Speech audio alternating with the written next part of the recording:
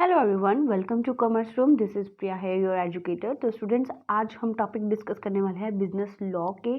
तो हमारा most important topic है ये हमारे बीकॉम स्टूडेंट्स के लिए, हमारे यूजीसी नेट जो स्टूडेंट्स लीगल जो हमारे यूनिट्स होते हैं, लीगल वाला यूनिट है, उसमें ये टॉपिक आता है।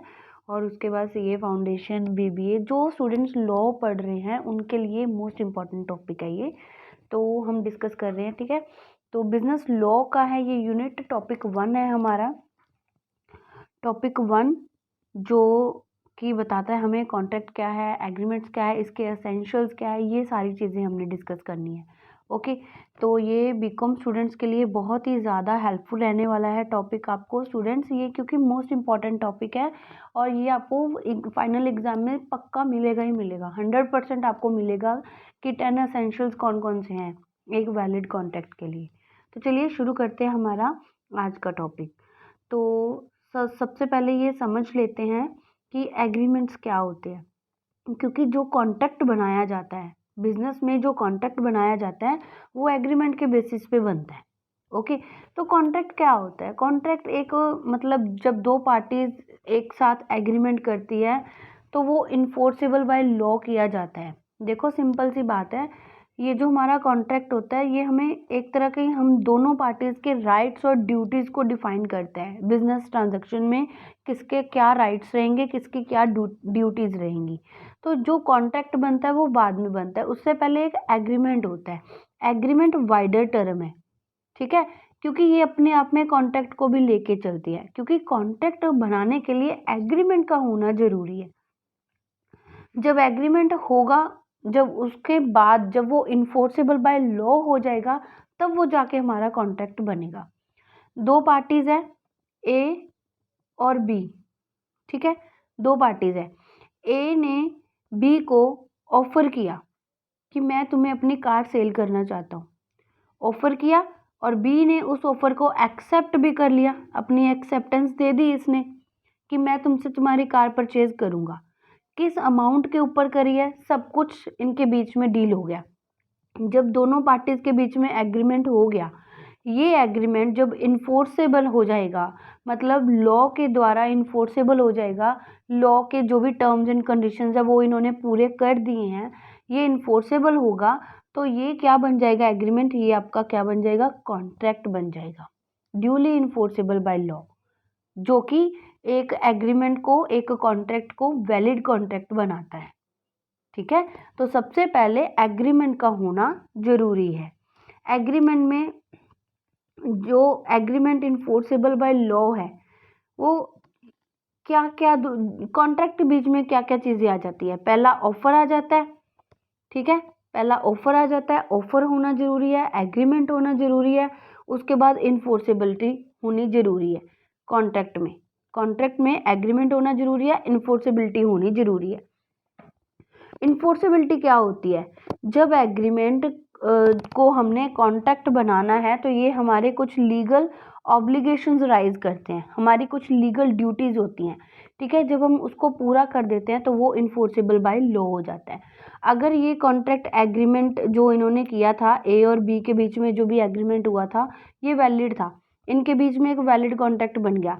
अगर ए ने कुछ भी गलत किया आगे जाके, ए ने पैसे तो ले लिए, पेमेंट तो ले ली, लेकिन इसको कार नहीं दी अपनी, या इसको खराब कार दे दी, या कोई और कार दे दी जो इन दोनों के बीच में एग्रीमेंट ही नहीं हुआ था, जिसके बारे में बात ही नहीं हुई थी, तो फिर बी क्या कर सकता है? बी कोर्ट के पास जाएगा, बी ए को स्यू कर सकता है कि इसने मेरे साथ फ्रॉड किया है, ठीक है। अगर ये कब कर सकता है? जब ये इन्फोर्सेबल बाय लॉ होगा, जब इन्होंने लॉ की जो भी टर्म्स होती हैं, जो भी चीज़ें हैं, इनको पूरा किया, जब इनकी लीगल ऑब्लिगेशंस राइज होती हैं। अगर ये पहले से ही इन्फोर्सेबल बाय लॉ नहीं होता या वॉइड कॉन्ट्रैक्ट होता, कुछ ना कुछ, या इनका जो हमारे वैलिड एसेंशियल्स हैं अगर ये इनको पूरा नहीं करते, फिर भी दोनों आपस में कॉन्ट्रैक्ट में आ जाते, तो बी ए को स्यू नहीं कर सकता था, क्योंकि इनका जो कॉन्ट्रैक्ट है वो इन्फोर्सेबल भी नहीं है। कोर्ट ने जो जो कहा था लॉ हमें जो जो कहता है इन्होंने उसको फुलफिल नहीं किया, अपनी मर्जी से कॉन्ट्रैक्ट में आगे जो बातें लॉ हमें बताता है, जब ये उनको पूरा नहीं करेंगे तो अपनी मर्जी से करेंगे तो फिर बाद में भी लॉ कुछ नहीं कर सकता, हमारी कोर्ट कुछ नहीं कर सकती। जो बी के साथ हुआ है वो बी को ही फेस करना पड़ेगा खुद को, उसमें बी की हेल्प नहीं कर सकता कोर्ट। अगर बी को फ्रॉड के केसेस में अगर कुछ इन फ्यूचर में कुछ ऐसा होता है, अगर इसको हेल्प चाहिए, अगर इसको अपना नुकसान जो भी हुआ है उसका कंपनसेशन चाहिए, तो ये कॉन्ट्रैक्ट है जो वो वैलिड होना चाहिए। वैलिड कब होगा? जो जो लॉ ने बोला है वो 10 एसेंशियल्स हमें पूरे करने हैं तो ही ये कॉन्ट्रैक्ट इन्फोर्सेबल होगा। ठीक है, ये इंट्रोडक्टरी पार्ट था। चलिए देखते हैं कि क्या है ये एग्रीमेंट और कॉन्ट्रैक्ट क्या है। धीरे धीरे करके आपको सारी चीज़ें समझ में आ जाएंगी। एग्रीमेंट एक वाइडर टर्म है जो कि अपने आप में कॉन्ट्रैक्ट को भी कंसीडर करता है, क्योंकि कॉन्ट्रैक्ट बनाने के लिए एग्रीमेंट का होना जरूरी है। तो जो एग्रीमेंट है वो सोशल भी हो सकते हैं, डोमेस्टिक और लीगल कमर्शियल एग्रीमेंट्स भी हो सकते हैं। जैसे ए ने बी को अपने घर पे इनवाइट किया डिनर के लिए, और बी को कोई अर्जेंट काम से कुछ जाना पड़ा, कुछ इमरजेंसी थी तो बी नहीं आ पाया, तो ए उसके ऊपर स्यू थोड़ी करेगा कि वो मेरे घर पे नहीं आया, मैंने तो डिनर रेडी करके रखा था, मेरा नुकसान हो गया ये वो। तो इस केस में नहीं कर सकता ए स्यू। क्यों नहीं कर सकता? क्योंकि ये जो उनका एग्रीमेंट था ये सोशल था, ये डोमेस्टिक था, मतलब उनका आपस का था, ये लीगल नहीं था, ये कमर्शियल नहीं था। कौन से एग्रीमेंट्स इन्फोर्सेबल होंगे, कौन से एग्रीमेंट्स कॉन्ट्रैक्ट बनते हैं जो कि लीगल हो, जो कि कमर्शियल हो, हमारे बिजनेस ट्रांजैक्शंस के। ठीक है, जैसे यहाँ पे भी एग्जाम्पल है, if A invites B for a lunch and B accepts the invitation, तो ये क्या हुआ? ये एक सोशल एग्रीमेंट है। सोशल एग्रीमेंट कोई भी राइज नहीं करता, किसी भी तरह का कॉन्ट्रैक्ट नहीं बनाता, कॉन्ट्रैक्चुअल ऑब्लिगेशंस को राइज नहीं करता, ये कोर्ट के द्वारा, कोर्ट ऑफ लॉ के द्वारा इन्फोर्सेबल नहीं होगा। सिर्फ वो वो एग्रीमेंट ही इन्फोर्सेबल होंगे जो कि लीगल होंगे, जो कि कमर्शियल होंगे। ठीक है, only those agreements which are enforceable, जो एग्रीमेंट्स इन्फोर्सेबल हो सकते हैं लॉ के द्वारा, सिर्फ वो ही कॉन्ट्रैक्ट बनेंगे, सारे के सारे एग्रीमेंट्स कॉन्ट्रैक्ट्स नहीं बन सकते हैं। ओके, आई होप यहाँ तक आपको क्लियर होगा। उसके बारे में बात करते हैं कि एग्रीमेंट्स कैसे बनते हैं। एग्रीमेंट्स में सबसे पहले ऑफर का होना जरूरी है, फिर एक्सेप्टेंस का होना जरूरी है। ए ने बी को ऑफर किया, अब बी की अपनी मर्जी है कि उस ऑफर को एक्सेप्ट कर भी सकता है, नहीं भी कर सकता। ए ने तो अपनी ओर से ऑफर कर दिया, ऑफर होगी, तो इसका मतलब ये नहीं है कि दोनों के बीच में एग्रीमेंट हो गया।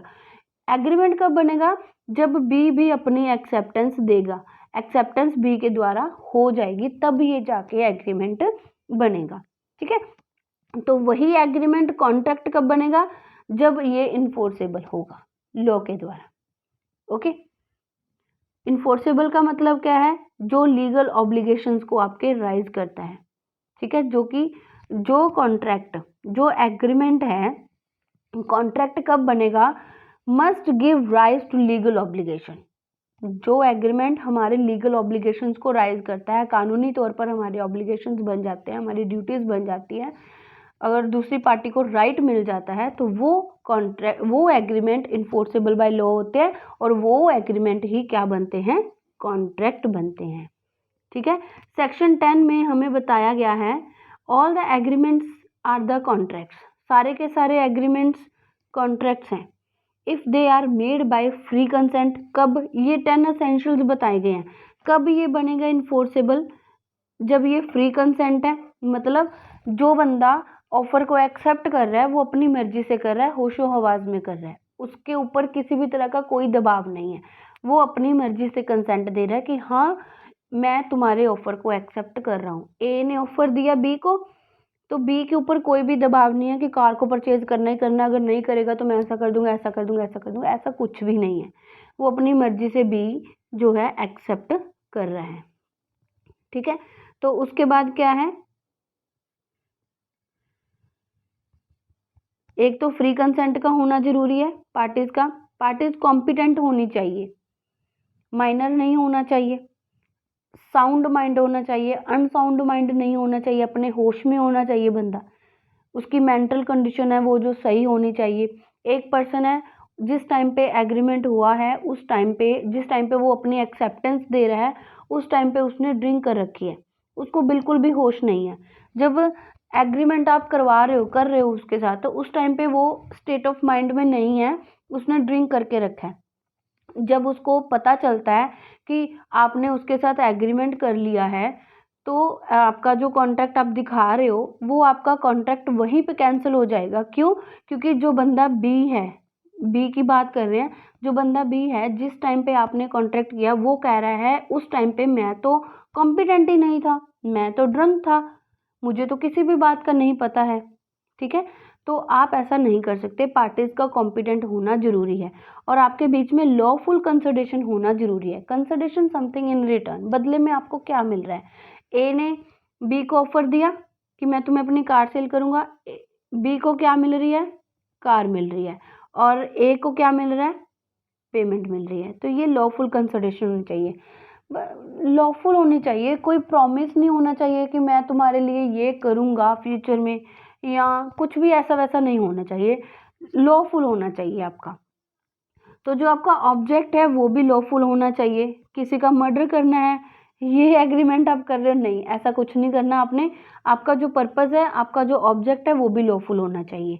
और जो एग्रीमेंट आप कर रहे हो वो किसी भी लॉ में वॉइड नहीं होना चाहिए। कानूनी अपराध नहीं करना है आपने कोई भी ऐसा वैसा। ठीक है, expressly not hereby expressly declare to be void, ये वॉइड नहीं होना चाहिए। वॉइड कौन सा होता है? वॉइड का मतलब है, वॉइड एग्रीमेंट्स वो होते हैं जो जिनको इन्फोर्सेबिलिटी मिलती ही नहीं है लॉ की। ठीक है, जो कि जिनको इन्फोर्सेबिलिटी नहीं मिलती है, जो अगर इन्फोर्सेबिलिटी नहीं मिलेगी तो वो एग्रीमेंट्स ही रह जाएंगे, वो कॉन्ट्रैक्ट कभी भी नहीं बनेंगे। तो हमारा जो इंडियन कॉन्ट्रैक्ट एक्ट 1872 है, उसके सेक्शन 10 में ये चीज़ें बताई गई हैं कि आपका सबसे पहले क्या क्या होना चाहिए। आपको एग्रीमेंट होना चाहिए, फ्री कंसेंट होनी चाहिए, जो कॉम्पिटेंट है पार्टीज वो होनी चाहिए, लॉफुल आपकी कंसिडरेशन होनी चाहिए, आपका जो ऑब्जेक्ट है वो भी लीगल होना चाहिए, और जो आपका एग्रीमेंट है वो किसी भी एंगल से वॉइड नहीं होना चाहिए। ये 6 पॉइंट्स हैं जो आपको सेक्शन 10 में बताए गए हैं। सेक्शन 10 में बाकी के पॉइंट्स नहीं बताए गए हैं एसेंशियल्स में, लेकिन ये भी बहुत ज़्यादा इंपॉर्टेंट है। 2 पार्टीज का होना जरूरी है। ठीक है, कम से कम 2 पार्टीज का होना जरूरी है। एक बंदा खुद के साथ एग्रीमेंट, खुद के साथ कॉन्ट्रैक्ट नहीं कर सकता।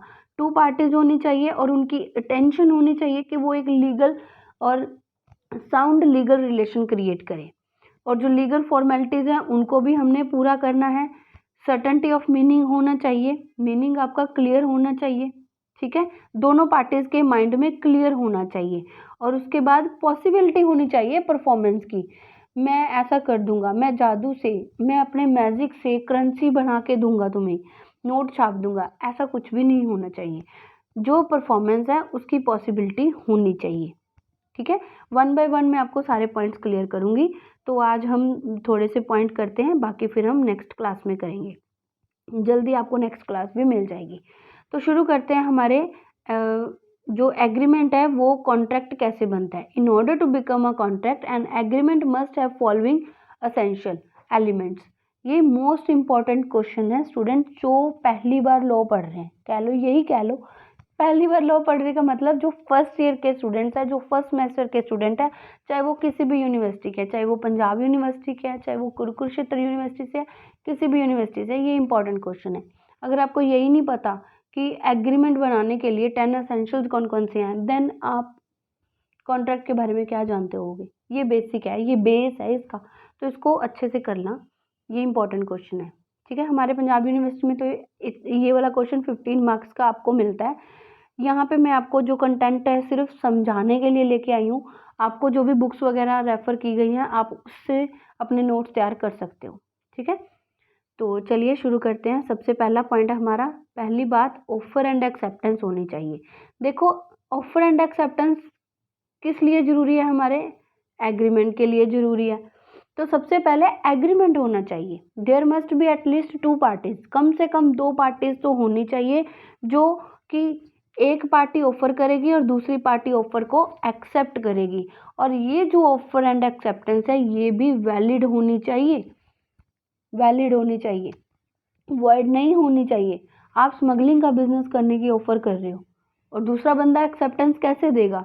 अगर वो दे भी देता है तो आप लोग अगर एग्रीमेंट में आ भी रहे हो तो वो लीगल एग्रीमेंट नहीं बनेगा, आपका ऑब्जेक्टिव भी नहीं है लीगल, और उसके बाद जो आप ऑफर एंड एक्सेप्टेंस दे रहे हो वो भी आपकी वैलिड नहीं है। ठीक है, तो ये चीज़ों का आपने ध्यान रखना है। वैलिड का मतलब जो आपको कॉन्ट्रैक्ट एक्ट 1872 में रूल्स बताए गए हैं वो सारे के सारे फॉलो करता होना चाहिए। Okay, offer and acceptance. Offer and acceptance कहाँ पे हम बात करते हैं? हम एग्रीमेंट में बात करते हैं। एग्रीमेंट में ऑफर एंड एक्सेप्टेंस का होना जरूरी है, उसके लिए दो पार्टीज का होना जरूरी है, और फिर एक पार्टी ऑफर को करेगी, दूसरी पार्टी ऑफर को एक्सेप्ट करेगी, और वो भी वैलिड होना चाहिए। आई होप यहाँ तक आपको क्लियर होगा। ठीक है, नेक्स्ट है intention to create a legal relationship. वही हो गया ना, किसी का मर्डर करना है भैया, करोगे आप मेरे लिए? हाँ जी, कर दूंगा। तो आप लोग जो एग्रीमेंट कर रहे हो ये लीगल नहीं है, आपकी इंटेंशन ही नहीं है, आपकी शुरू से इंटेंशन गलत है। आपने जो बिजनेस करना है वो ड्रग्स सप्लाई का करना है, तो कुछ ऐसा बिजनेस कर रहे हो जो कि पूरी तरह से बैन है। लीगल रिलेशन बनाने की आपकी इंटेंशन ही नहीं है। जैसे कुछ स्टेट्स हमारे हैं जहाँ पे जो लिक्वर है वो बिल्कुल बैन है, आप वहाँ पे लिक्वर नहीं कर सकते, बिजनेस नहीं कर सकते शराब का। तो अगर आप वो वाला एग्रीमेंट कर रहे हो, आपकी इंटेंशन नहीं है वहाँ पे क्रिएट करने की लीगल रिलेशनशिप, तो वैलिड एग्रीमेंट कौन सा होगा आपका? असेंशियल में ये आना जरूरी है कि आप जो रिलेशनशिप बना रहे हो वो आपकी लीगल होनी चाहिए। आपकी इंटेंशन, आपका जो आप जो चाहते हो वो लीगल रिलेशन क्रिएट करना है आपने। The parties to the contract must intend to create a legal relationship. In a commercial or business agreements, it is assumed that the parties intend to create a legal relationship unless otherwise agreed upon. ये दोनों parties का जरूरी है कि दोनों की ही intention क्या होनी चाहिए? लीगल रिलेशनशिप क्रिएट करने की होनी चाहिए। इसमें हम कह सकते हैं कि आपका सोशल और डोमेस्टिक जो टाइप ऑफ एग्रीमेंट्स हैं वो इन्फोर्सेबल नहीं होंगे। जो मैंने आपको एग्जांपल दी वहाँ पे भी आपकी इंटेंशन लीगल नहीं है। ठीक है, या कह लो कि एक पार्टी की तो इंटेंशन लीगल है, दूसरे की नहीं है। या हम यहाँ पे ये भी कह सकते हैं कि आपका जो कॉन्ट्रैक्ट है बनाने का जो मकसद है या जो भी आप एग्रीमेंट कर रहे हो वो आपका लीगल ही नहीं है, वो आपका कमर्शियल ही नहीं है, उसमें कोई बिजनेस ट्रांजैक्शन है ही नहीं, वो सोशल और डोमेस्टिक टाइप के एग्रीमेंट्स हैं, तो ये इन्फोर्सेबल बाय लॉ नहीं होंगे। जैसे बेल्फोर वर्सेस बेल्फोर का केस बहुत ज़्यादा इम्पॉर्टेंट है। तो स्टूडेंट्स आप ना अपने, जब आपको एग्जामिनेशन में ऐसा क्वेश्चन मिलेगा तो आप जितने केस स्टडीज, जितने एग्जाम्पल्स इसमें दोगे ना उतने ही ज़्यादा आप अच्छे स्कोर कर सकते हो। तो बहुत ज़्यादा एग्जाम्पल के साथ आपने अपना हर एक पॉइंट क्लियर करना है। अगर आप ऐसा प्रेजेंट करते हो अपने आंसर शीट को तो बहुत ही हेल्पफुल रहने वाला है आपको अच्छे स्कोर करने के लिए। तो हम इस केस में हम डिस्कस कर सकते हैं, बेल्फोर वर्सेस बेल्फोर का केस है ये, हस्बैंड वाइफ है। ठीक है, तो हस्बैंड ने प्रॉमिस किया था अपनी वाइफ को कि वो उसको पे करेगा, एग्री किया था उसको पे करने के लिए कि मैं हर मंथ आपको इतनी अमाउंट पे करूँगा मेंटेनेंस के लिए। ठीक है, जब वो उसके साथ नहीं थी, जब वो अब्रॉड थी। लेकिन हस्बैंड जो है वो अपना प्रॉमिस पूरा नहीं कर पाया, जितनी उसने प्रॉमिस करी थी पे करने की वो नहीं कर पाया। तो वाइफ ने रिकवरी के लिए, अमाउंट की रिकवरी के लिए उसको स्यू कर दिया, और यहाँ पर जो वाइफ है वो रिकवर नहीं कर सकती, वो ये केस नहीं जीत सकती, वो ये स्यू नहीं कर सकती। क्यों? क्योंकि ये दोनों का आपस का मामला था, ये दोनों का सोशल एग्रीमेंट था, इसमें पार्टीज की लीगल इंटेंशन नहीं थी। ये दोनों का क्या था? सोशल एग्रीमेंट था। And the parties didn't intend to create any legal relations. दोनों पार्टीज के बीच में कुछ भी रिलेशन जो है लीगल क्रिएट करने की इंटेंशन ही नहीं थी। उसने ऐसा तो नहीं कहा था कि अगर मैंने ना दिया तो तुम मुझे स्यू कर देना, मेरी प्रॉपर्टी में तुम्हारा हिस्सा है, ये वो, ऐसा कुछ भी नहीं था। ये सोशल ऑब्लिगेशन था, तो ये कॉन्ट्रैक्ट नहीं बन सकता। दोनों की जो इंटेंशन है वो लीगल रिलेशनशिप क्रिएट करने की होनी चाहिए। आई होप आपको यहाँ तक क्लियर होगा। चलो आगे बात करते हैं। ये देखो, ये आपको केस स्टडीज यहाँ पे बताई भी हुई है, आप यहाँ से देख सकते हो। ठीक है, तो कोर्ट ने जो है उसको डोमेस्टिक एग्रीमेंट कहते हुए क्या कहा कि ये जो आपका केस है वो ये डोमेस्टिक एग्रीमेंट है। पार्टीज जो है यहाँ पे इंटेंशन नहीं थी उनका लीगल रिलेशन क्रिएट करने की, तो वाइफ को जो है कुछ भी नहीं मिल सकता। वाइफ जो है ऐसे यहाँ से रिकवर नहीं कर सकती है, ठीक है, अमाउंट को। नेक्स्ट है लॉफुल कंसल्टेशन। कंसल्टेशन जो है आपकी वो लॉफुल होनी चाहिए। क्विड प्रो क्यू, इसका क्या मतलब है? समथिंग इन रिटर्न, बदले में दोनों पार्टीज को कुछ ना कुछ मिलता होना चाहिए, तब ही ये जो कॉन्ट्रैक्ट है, जो एग्रीमेंट है वो कॉन्ट्रैक्ट बनेगा। पहली बात तो कंसल्टेशन होना जरूरी है, और दूसरी बात मोस्ट इंपॉर्टेंट, ये कंसल्टेशन लॉफुल होनी चाहिए। ठीक है, जैसे फॉर एग्जाम्पल एक्स ने प्रॉमिस किया वाई को कि वो गवर्नमेंट डिपार्टमेंट में उसको जॉब दिलवाएगा, और वाई ने प्रॉमिस किया कि वो एक्स को 1 लाख रुपीज पे करेगा। अब यहाँ पर जो एग्रीमेंट है वो वैलिड नहीं है, ये अनलॉफुल है। ठीक है, गवर्नमेंट डिपार्टमेंट में जॉब दिलवाएगा ऐसा प्रॉमिस उसने कर दिया, ये लॉफुल नहीं है। ये कोई भी ऐसी चीज़ जो किसी लॉ के द्वारा फॉरबिडन हो, कोई फ्रॉडलेंट हो, या किसी पर्सन को इंजर कर रहा हो, ठीक है, या इमोरल हो, पब्लिक पॉलिसी के अपोज्ड हो, तो ऐसी कोई भी चीज़ है वो लॉफुल नहीं मानी जाती है। लॉफुल कंसल्टेशन का होना जरूरी है। देखते हैं नोट्स में क्या है। An agreement must be supported by legal lawful consultation according to section 23 of Indian contract act 1872। Consultation is considered lawful. कब कंसल्टेशन लॉफुल होगी? अनलेस इट इज फॉरबिडन, जब तक ये फॉरबिडन बाय लॉ नहीं होगी, फ्रॉडलेंट नहीं होगी, किसी पर्सन को इंजर नहीं करेगी, किसी की प्रॉपर्टी को इंजर नहीं करेगी, इमोरल नहीं होगी, किसी भी पब्लिक पॉलिसी के अपोज नहीं होगी, तब ये लॉफुल मानी जाएगी। अगर ये सारी चीज़ें हैं उसके बीच में, अगर कंसल्टेशन आपकी ऐसी है जो किसी को नुकसान पहुंचा सकती है, किसी पब्लिक पॉलिसी के अगेंस्ट है, पब्लिक पॉलिसी जो कि लोगों के हित में नहीं है, ठीक है, तो वो चीज़ लॉफुल नहीं मानी जाएगी, लॉफुल कंसल्टेशन नहीं होगी। अगर हम बात करें इसी एग्जाम्पल की, अब एक्स ने वाई को कहा कि मैं तुझे गवर्नमेंट डिपार्टमेंट में जॉब दिलवाऊंगा। पहली बात इसकी ही करते हैं, वाई जो बंदा है वो सही नहीं है।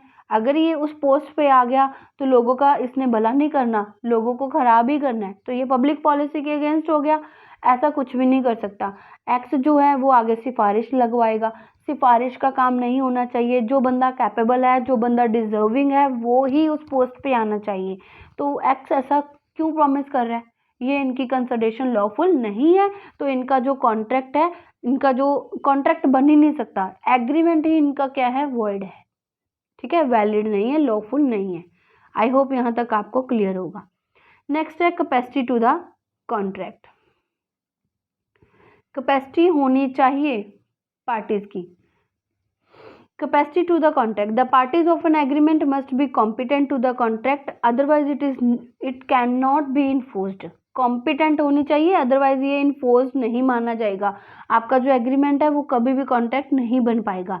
No valid contract will come into existence. एक वैलिड कॉन्ट्रैक्ट नहीं बन सकता, कोई भी नहीं बन सकता। तो सेक्शन 11 कॉन्ट्रैक्ट एक्ट का क्या कहता है कि हर एक पर्सन जो कॉम्पिटेंट है कॉन्ट्रैक्ट के लिए, उसकी एज ऑफ मेजॉरिटी जो कि लॉ के द्वारा बताई गई है वो है he is subject and who is a sound mind, not disqualified.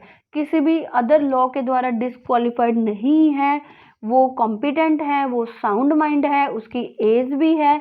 ठीक है, तो वो पर्सन कॉम्पिटेंट माना जाएगा। इसके अलावा कोई भी ऐसा पर्सन जो माइनर है, जो हमारी कंट्री के एनमी है, हमारी कंट्री के खिलाफ है, ठीक है, ऐसे पर्सन्स कॉम्पिटेंट नहीं माने जाएंगे। तो अगर कॉम्पिटेंट नहीं है तो आप एग्रीमेंट आपका वहीं पे कैंसिल हो जाएगा, आप एग्रीमेंट नहीं कर सकते, आप एक वैलिड कॉन्ट्रैक्ट नहीं बना सकते।